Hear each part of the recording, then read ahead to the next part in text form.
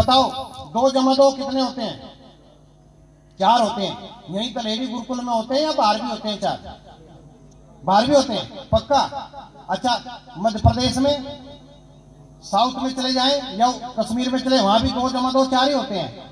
और पाकिस्तान में चले जाएं, वहां तो 5 होने लगेंगे, या वहां भी 4 ही रहेंगे, 2 जमा 2 4। अच्छा, अमेरिका में चले जाएं तो इसका मतलब सारी भूमि पर, सारे धरती पर, सारे भूमंडल पर 2 जमा 2 4 ही होते हैं। ये एक सिद्धांत है, सत्य है, इसको हम कहेंगे सार्वभौमिक।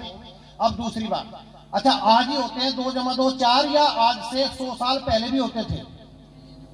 लाखों वर्ष पहले, और लाखों वर्ष बाद, करोड़ों वर्ष बाद, अनंत काल बाद, तो भी 2 जमा 2 4। ये इसको कहेंगे सार्वकालिक। तो जो सिद्धांत सार्वभौमिक होता है, सार्वकालिक होता है, उसका नाम है ऋत। वो सत्य है, पर सत्य भी कैसा?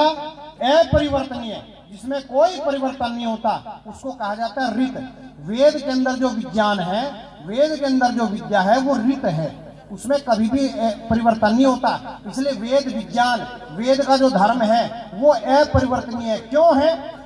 क्यों है? क्योंकि वेद के अंदर जो विद्या है वो किसकी है, जरा बताना? वो परमात्मा प्रदत्त है, ईश्वर प्रदत्त है। और परमात्मा का ज्ञान न घटता है ना बढ़ता है, इस बात को ध्यान से समझना। परमात्मा सर्वज्ञ है, उसका जो ज्ञान है ना घटता है, ना बढ़ता है, ना परिवर्तित होता है। घटता बढ़ता परिवर्तित होने वाला मनुष्य का ज्ञान है, लेकिन परमात्मा का ज्ञान पूरी तरह से अपरिवर्तनीय है। इसलिए परमात्मा का ज्ञान जो वेद है वो ही सनातन है। इसलिए वेद धर्म ही सनातन धर्म है, पर वेद का धर्म ये नहीं है जो आज चल रहा है। ये जो जिसकी लड्डू गोपाल की बात कर रहे थे, ये लड्डू गोपाल सनातन धर्म नहीं है। ये अभी जो है, ये सहजी माई जो आरता हो रहा है घरों घरों में जा करके, और उसको खिला जा रहा है जो खाती नहीं है, उसको पिलाया जाता है तो पीती नहीं है, उसको सुलाया जाता है जो सोता नहीं है। ये सारे काम उल्टे हो रहे हैं, क्योंकि ये जड़ मूर्ति है। जड़ मूर्ति ना खाती है, ना पीती है, ना सोती है। इसलिए उसके साथ जैसा आचरण, यदि हम जीवितों के साथ जैसा आचरण होता है, यदि ऐसा करते हैं तो मिथ्या है, अधर्म है, पाप है। अरे जीवित मूर्ति है, बैठी है सारी, खाती भी है, पीती भी है, बोलती भी है, जागती भी है, हंसती भी है, मुस्कुराती भी है ना? ये है जीवित मूर्ति। इसलिए जीवित मूर्ति का अपमान हो रहा है आज, और जड़ मूर्तियों का सम्मान हो रहा है। ये क्या है? ये सारा अधर्म है, ये सनातन नहीं है। ये जितने आज काम, जगह जगह जागरण हो रहे हैं, ढोल बज रहे हैं, जागरण रात, यही बड़गांव थाने के अंदर बड़े बड़े जागरण होते हैं। ये बड़गांव थाना है। तो एक दिन बड़गांव का एक रहने वाला एक व्यक्ति मुझे कहने लगा, मैं सुबह सुबह दूध लेने जाऊं था तो रास्ते में टकरा गया। वो कहने लगा, गुरुजी आज रात को हमारे यहाँ जागरण है। मैंने कहा कहाँ भाई? अब जी थाने में। मैंने कहा अच्छा, बहुत बढ़िया। मैंने कहा किसका जागरण है भाई? अब जी माता रानी का। मैं कहा माता रानी जागेगी या तुम जागोगे?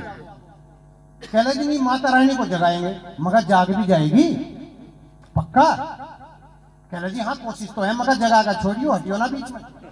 अब संयोग की बात, वो रात को वहां खूब धूम धड़ाक हुई।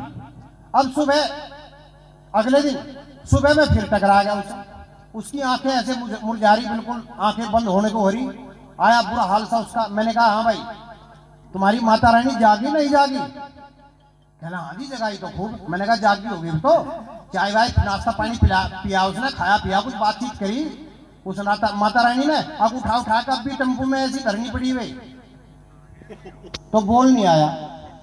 कहना जी आप तो और तरह से की बात करो। मैंने कहा और तरह की नहीं, बस देखो तुमने जागने की बात कही थी।